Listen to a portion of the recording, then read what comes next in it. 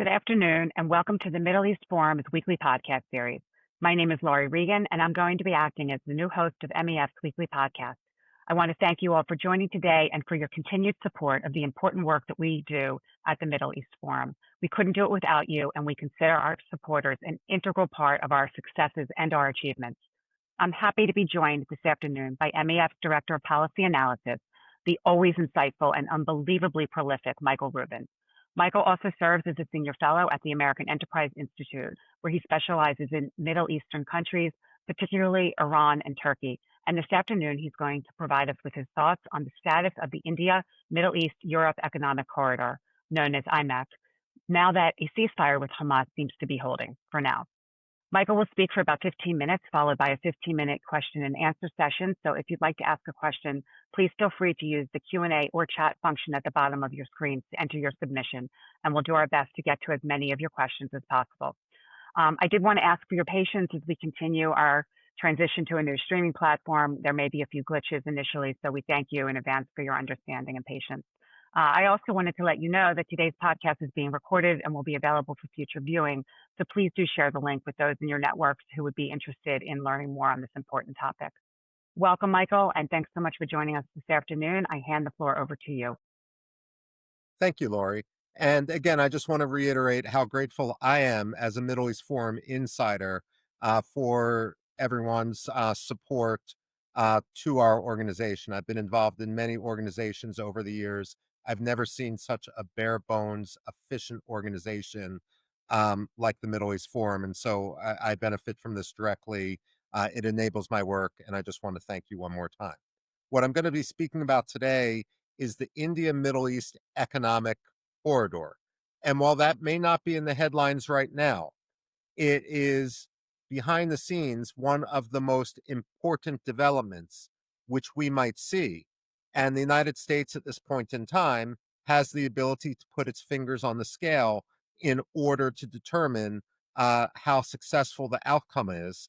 And of course, if the India-Middle East Economic Corridor isn't successful, we can also talk about what might transpire and how those developments could actually empower adversaries, not only Russia and Iran, but increasingly Turkey as well. You know, I've been involved in Middle East policy analysis for close to 30 years. And every now and then we see flashes in the pan about new pipeline proposals, new electrical cable proposals, and oftentimes these become the subject of various seminars, various conferences, but it takes decades, if that, in order for them to come to fruition, and most never make it off the drawing board. So why is the India-Middle East Economic Corridor so important? Basically, just a little background.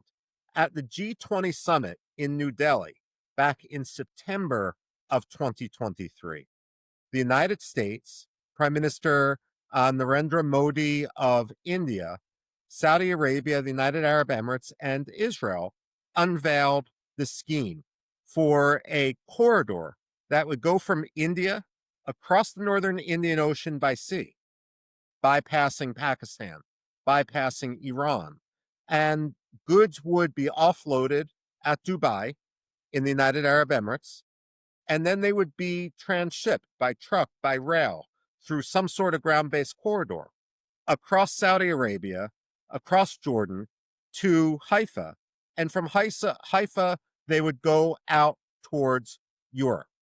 Now, the idea of this was to bypass Europe's reliance on Russian gas, on Iranian gas and oil, on goods transshipped across Turkey. Now, there are immediately adversaries, not only towards Israel, but towards Western liberal democracy, decided to try to undercut the scheme. We think about the Houthis with their death to America, death to Israel, kill all the Jews slogan as simply being motivated against Israel. But in some ways, their attacks on international shipping were also motivated by their desire to counter the India-Middle East Economic Corridor, as far-fetched as it might seem. And bear with me for a second. When we think about Iran's Islamic Revolutionary Guard Corps, we rightly think about them in terms of being a terrorist entity, because frankly, they are.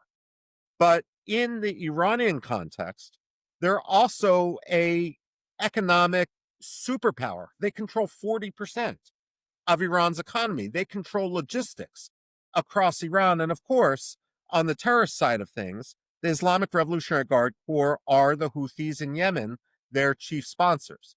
And by the way, just as an aside, this past summer, Director of Research Jonathan Spire and I went to Yemen to survey Houthi lines. And that's one example of just what sets Middle East Forum apart and how your support has always mattered to enable us to do that sort of research. Back to this. The Islamic Revolutionary Guard Corps controls logistics in Iran. And so if you had this corridor that bypassed Iran, then Iran stood to lose a great deal of money. What the Iranians want the Indians and others to do is dock all their goods in Iran, ship them north towards Russia, and either then, after having them go through this northern corridor through Iran, have them enter Europe through Turkey or Russia, basically empowering our enemies. And what better way to say you've got no choice but to work with us Iranians than starting to target not only the American shipping and the Israeli shipping, but the Houthis were also targeting the Indian shipping. So the problem set, which the Islamic Republic of Iran and the Revolutionary Guards represent, is actually much broader than just the Israel focus. And this is, by the way, why Israel has so many allies, not only towards the West, but towards the East as well, as the economies are increasingly interlinked, as democracies like India, like Israel, find that they have much more in common by working together against reactionary states like China, like Iran, and so forth. So, regardless, while the Houthis were attacking shipping, the India Middle East economic corridor went nowhere. Look, Israel was at a state of war. There were missiles falling in Haifa. It's understandable. The question now, however, is what are we going to do to make sure this corridor comes to fruition? Again, my talk as an academic is filled with tangents, so I'm going to give you one more tangent. Years ago, when I was meeting with the Iraq's Minister of Oil, he mentioned that the pipeline from Beji in Iraq to Ceyhan in Turkey, which is the main export terminal, no oil was flowing through that because of the Islamic State. But the Iraqi government was still paying the Turks $30 million a month, $360 million a year, just for pipeline rental fees that were contractual. And that's the smallest pipeline. So when we see Turkey trying to interfere with this corridor, trying to prevent trade from going through Israel to Greece and Cyprus, for example, we're talking about Turkey recognizing that it stands to lose billions of dollars. Now, I'm going to shed no tear over Turkey losing billions of dollars because Turkey is openly investing some of those billions of dollars in filling the gap left behind by Doha and by Qatar and by Iran in terms of sponsorship of Hamas. We may talk about Qatar, and I would relate everyone to the Middle East Forum's work on the Qatar problem. But today, Hamas and its empowerment isn't just about Qatar. It's not just about the Islamic Republic of Iran. Turkey is an equal partner, and this is why separately it would be so dangerous to allow Turkish troops into Gaza, as Turkey is currently pushing the White House to do with regard to the Gaza stabilization, the International Gaza Stabilization Force. Now, when it comes back to this scheme of networks, of shipping, of trucking, of railroads, basically, this is 90% done.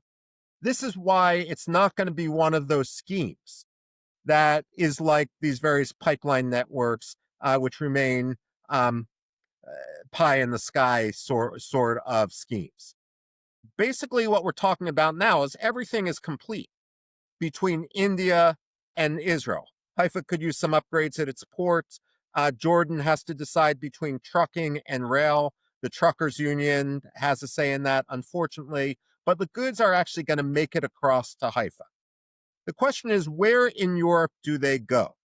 And this is where the United States could really derive some influence and change the strategic calculation in the Eastern Mediterranean.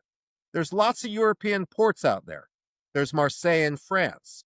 There's Naples in Italy. But I would argue that the best ports would actually be Cyprus and Greece, would be Larnaca and Limassol in Cyprus, and would be the port of Piraeus in Greece. Now, hear me out.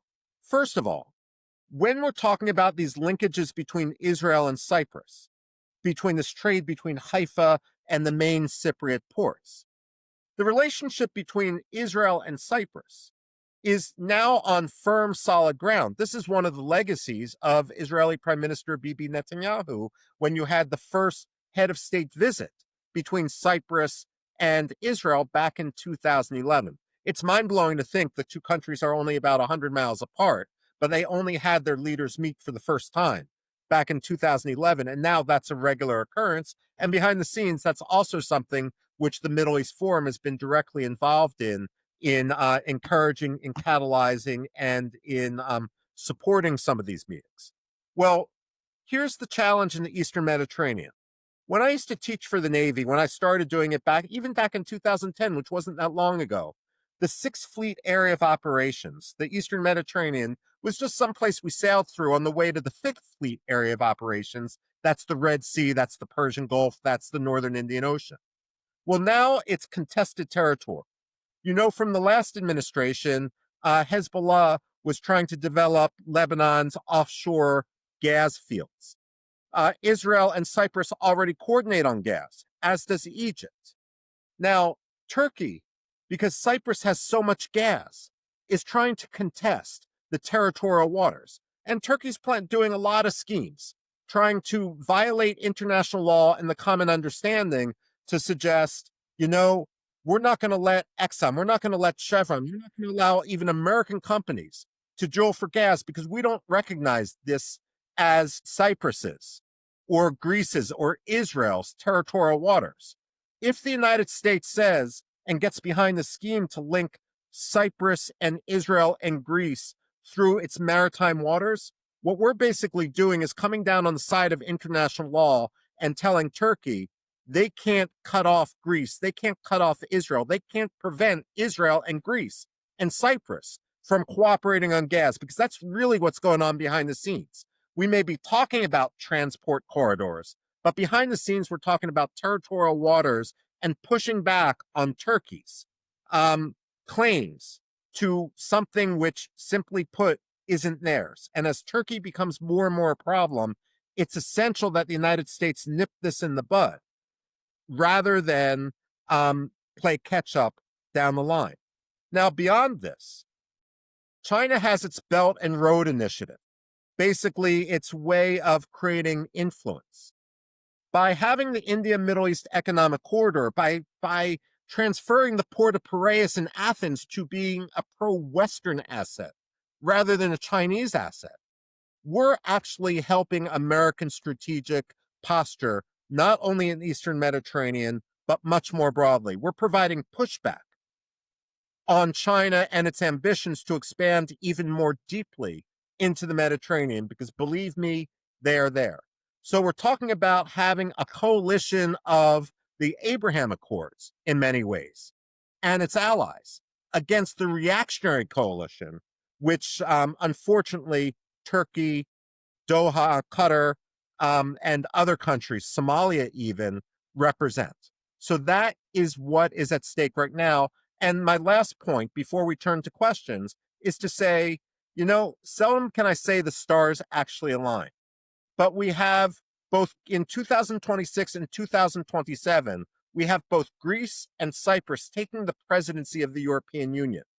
When Western European countries are in charge of the presidency, they focus all their efforts not on the strategic imperative of defending the West, but oftentimes they do it on promoting Greta Thunberg or the latest climate change polemics, this, that, or the other thing.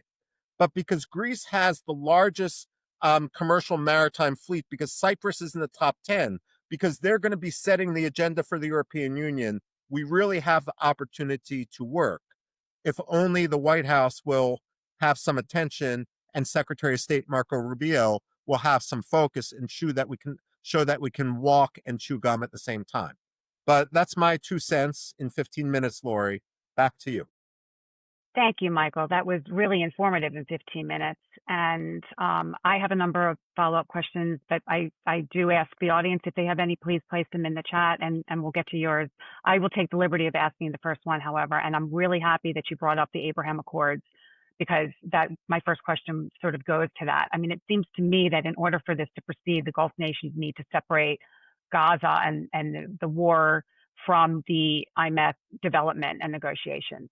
The Saudis are certainly not ready to normalize relationships with Israel, at least publicly, because of the war, but they are working behind the scenes from what I understand. Will they play a role in this eventually? And what about the other Gulf nations like Oman who have yet to normalize with Israel and sign on to the Abraham Accords? What are your thoughts on expanding them? It's a great question, Lauri. Look, the Abraham Accords countries have been working behind the scenes, and some of the countries which haven't joined on to the Abraham Accords, like Saudi Arabia, I mean, there's domestic political reasons why they haven't that don't have everything to do with Israel or rejectionism. Remember, in Saudi Arabia, King Salman has advanced dementia. And while Mohammed bin Salman, the crown prince, we often talk about him in terms of his acronym MBS. While he has been pushing behind the scenes for coordination, the big fear in Saudi Arabia and with MBS is that someone can get to this king who really isn't all there anymore, get him to sign a paper and knock MBS, who is in favor of reconciliation, out of the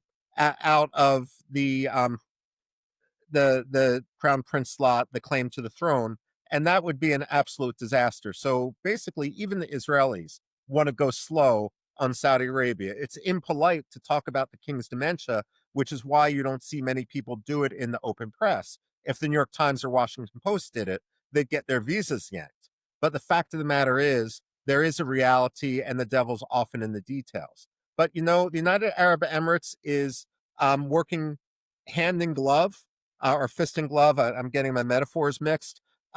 With regard to the Israelis, with regard to the Indians, they understand the strategic logic of this. The Omanis may want to have a greater role. One of the problems we have in Oman right now is they're playing a game with the Houthis, much like the state of Qatar does with the Hamas, where they pretend to be mediators, but perhaps their desire is for the wrong side to win. There's a conspiracy theory out there, and where there's smoke, there's fire, that one of the reasons why the Omanis seem to be supporting the rearming of the Houthis and not cracking down on smuggling to the Houthis is because if the ships can't necessarily refuel or use Yemeni ports, then they're forced to use Omani ports, and so Omanis can make a pretty penny from that sort of trade. But behind the scenes, everyone is on board here. The problem isn't the Saudis. The problem, and again, the Saudis will have transit rights across Saudi Arabia to Jordan. The problem, I would say, would be the Jordanian Truckers Union, which can't see the forest through the trees. And the problem is that the Islamic Revolutionary Guard Corps and Turkey, the first in the Indian Ocean and the second in the Eastern Mediterranean, are trying to use asymmetric means, sometimes military means, basically dirty tricks, to prevent the deal from being done. Thanks, Michael.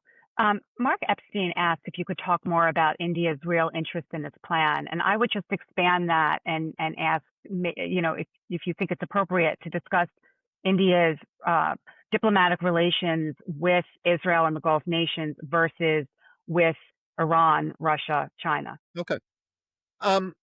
Look, India has a real interest in this plan because India, especially southern India, cities like Bangalore are tech hubs. They're doing a lot of business with the tech hubs around Tel Aviv and down in the south, and also, for that matter, Jerusalem, as the metropolitan area spread. India now has become the third largest economy in the world. It's the world's most populous country, and it's on track to become the second most important economy in the world. I think it's supplanted Germany, or it's supplanted Japan, and it's about to supplant Germany, and so forth. The point of this is that you've got a situation where India and Israel are of like minds, and separately, they face a common enemy. And when I say that, Pakistan is one of the most anti-Semitic countries on earth. They've been helping the groups fighting not only Israel but the United States as well, conducting terrorism and so forth. At the same time, we've got a situation where Turkey is providing drones and so forth to Pakistani terrorists attacking India. So the two countries are actually being drawn together by common values as well as common security concerns. Um, Ultimately, that's why we are seeing the cementing of this relationship. What was the second part of your question, Lauri? Well, I wanted to expand it to the how the difference between India's relationship with Oh Israel and yeah, the Gulf okay, nations. got it, got it. The fact of the matter is, you can think of India in terms of its relationship almost like the United Arab Emirates, where the United Arab Emirates and India want to do what's right for the United Arab Emirates and India, and that means working with all sides. That doesn't mean supporting the the victory of extremism. Now, when it comes to India and Iran, oftentimes they talk about their relationship in terms of civilizational ties. India has always had strong ties with Iran. Many Iranians will go to university inside India. And of course, Ayatollah Khomeini's father was from India. A lot of people forget that. One of the reasons why the Encyclopedia Britannica was banned in the Islamic Republic of Iran was because they actually made the point of saying that Khomeini's family came from India. So the point is, I mean, the United States and India will have some disputes here because of the port of Chabahar. But really, the core of our dispute was when we were involved in Afghanistan much more heavily, we didn't want American money being passed through an Iranian port. Now that that's no longer the case because of the Biden administration's withdrawal from Afghanistan, we don't need to worry about that so much. And it doesn't seem to be as much of a bone of contention because of that. At the same time, when it comes to India and Russia, yes, we have disputes over that, and those disputes are public. What is actually kind of frustrating from the point of view of the Indians, and remember, I'm a columnist for an Indian news outlet as well, is that um, the United States purchases certain elements and machinery from Russia, which we give ourselves waivers for. And so the Indians accuse us of being hypocritical. And while we are sanctioning the Indians or increasing tariffs on the Indians for purchasing Russian fuel, um, the fact is the Indians will say, well, you're giving exceptions on sanctions to Azerbaijan, which also purchases and helps smuggle, if I can be so blunt, Russian fuel. So what I would say is there's a lot of room for improvement, but that improvement has to be done with a scalpel rather than with an axe. And unfortunately, in the current administration, we tend to speak loudly and wield a big axe, and that's caused our relationship with India to regress. Thank you. Very interesting. Um, Somebody asked, Mark Hager asked, what would happen next after a ship goes from Haifa to Cyprus? How would goods move to mainland Europe? And once again, I'm going to sort of ask you to expand. I'm going to expand that and ask you to also discuss how they get into Israel before they even get shipped out to Cyprus, because I understand that there is no national train through Jordan right now. There's a Okay. proposal. Yeah. Lauri, that's why I was talking about the Jordanian Truckers Union before, which is trying to undermine the construction of a rail link. But if you don't have rail, you have trucks, and that might not be ideal. And you don't want to give the Jordanian Truckers Union a reason to have leverage over a much broader scheme. But that's also and something in which we could be engaged in agile diplomacy if we're willing to pay attention to the details. Now, we've got that situation. How do they go to Greece? I mean, from Cyprus, they get offloaded Oftentimes, what you do is you have your security checks in Cyprus itself. And remember, Israel already trusts Cyprus to do this. During the Biden administration, when aid was going into Gaza, that aid would be offloaded at Larnaca. It would be inspected in Larnaca. It would be quarantined in Larnaca. No one could get in or out. And the Israelis and the Americans trust the Cypriots to do this. We don't trust anyone else to do this. So from Cyprus, after you have all the customs checks, all of that, then they already have cargo links to the port of Piraeus, or other schemes would have it go to Naples or Marseille. But I would argue that working through Greece strategically makes the most sense. Thanks, Michael. Somebody asked, they're questioning about the Strait of Hormuz and that it's in the path to reach Dubai. Isn't that an obstacle considering Iran is right there? And maybe expand that to other security threats for the route. It's a good question.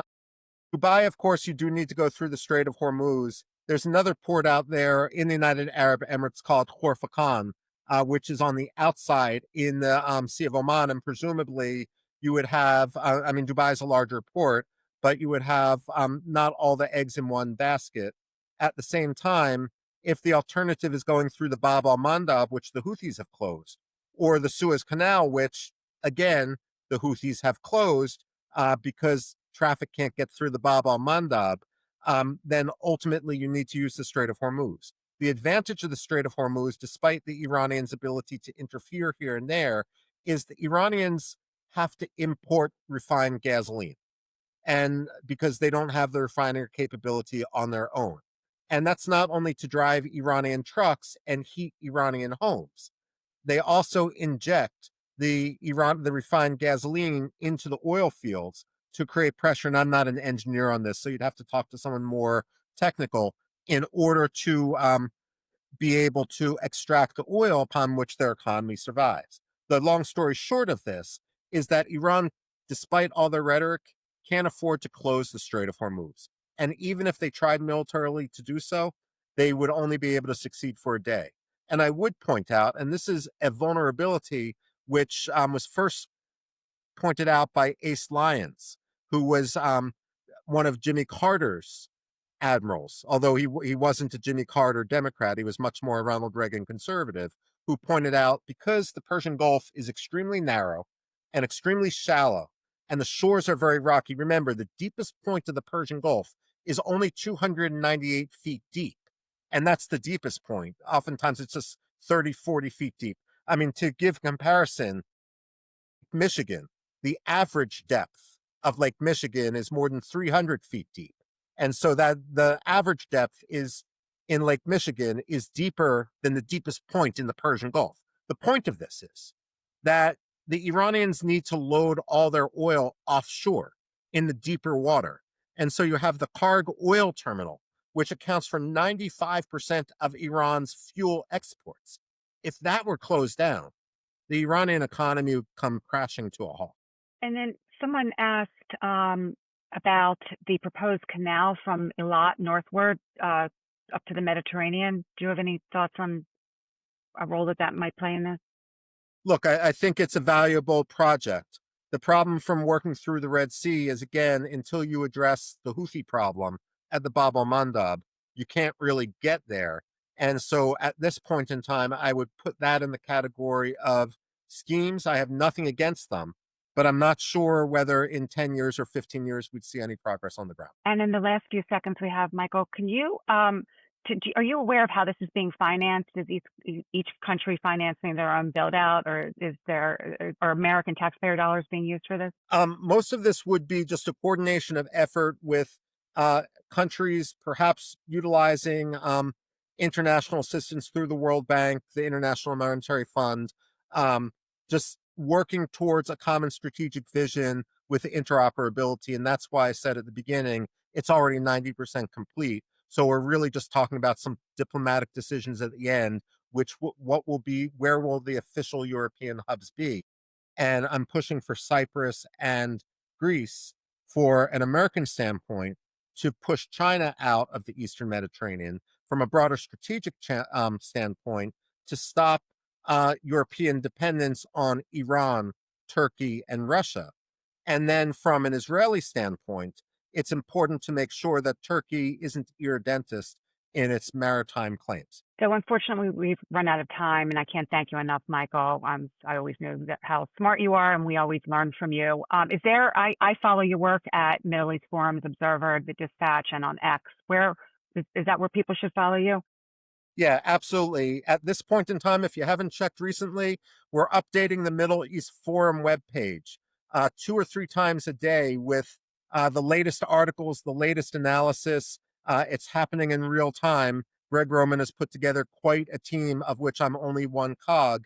And therefore, I would commend you not just to wait for the emails, but if something happens, you can bet that within a half hour, we're going to have analysis up on www.middleeastforum.org. Thanks, Michael. I couldn't agree more. It's my go-to information site. So thank you all for joining us this afternoon. I hope you can join us on Wednesday at 3 p.m. with Israel Insider with Ashley Perry, who's always providing brilliant insights on the weekly developments over there. So we're wishing everybody a wonderful afternoon. Thank you all. Thank you, Michael. Bye-bye. Thank you.